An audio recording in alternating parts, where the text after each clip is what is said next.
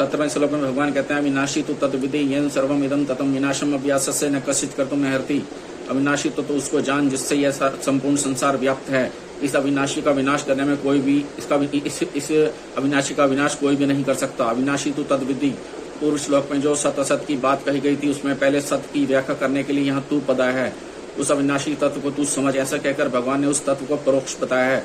परोक्ष बताने में तात्पर्य है कि इंद्रता से दिखने वाले इस संपूर्ण संसार में वह परोक्ष तत्व ही व्याप्त है, परिपूर्ण है। वास्तव में जो परिपूर्ण है वही है, और जो सामने संसार दिख रहा है यह नहीं है। यहाँ तत्व पद से सत तत्व को परोक्ष रीति से यहाँ तत्व पद से सत तत्व को परोक्ष रीति से कहने का तात्पर्य यह नहीं है कि वह तत्व बहुत दूर है, किंतु वह इंद्रियों और अंतःकरण का विषय नहीं है, इसलिए उसको परोक्ष रीति से कहा गया है। येन सर्वम इदम ततम, जिसको परोक्ष कहा है उसी का वर्णन करते हैं। यह सब का सब संसार उस नित्य तत्व से व्याप्त है। जैसे सोने से बने हुए गहनों में सोना, लोहे से बने हुए अस्त्र शस्त्रों में लोहा, मिट्टी से बने हुए बर्तनों में मिट्टी और जल से बनी हुई बर्फ में बर्फ जल ही व्याप्त है, परिपूर्ण है, ऐसे ही संसार में वह सत्य तत्व ही व्याप्त है।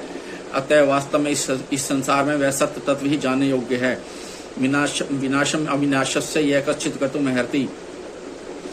यह शरीरी अव्यय अर्थात अविनाशी है, इस अविनाशी को कोई विनाश नहीं कर सकता, परंतु जो शरीर विनाशी है क्योंकि वह नित्य निरंतर विनाश की तरफ जा रहा है, अतः इस विनाशी के विनाश को कोई रोक नहीं सकता। तू सोचता है मैं युद्ध नहीं करूंगा तो ये नहीं मरेंगे, पर वास्तव में तेरे युद्ध करने अथवा न करने से इस अविनाशी और विनाशी तत्व में कुछ भी फर्क नहीं पड़ेगा।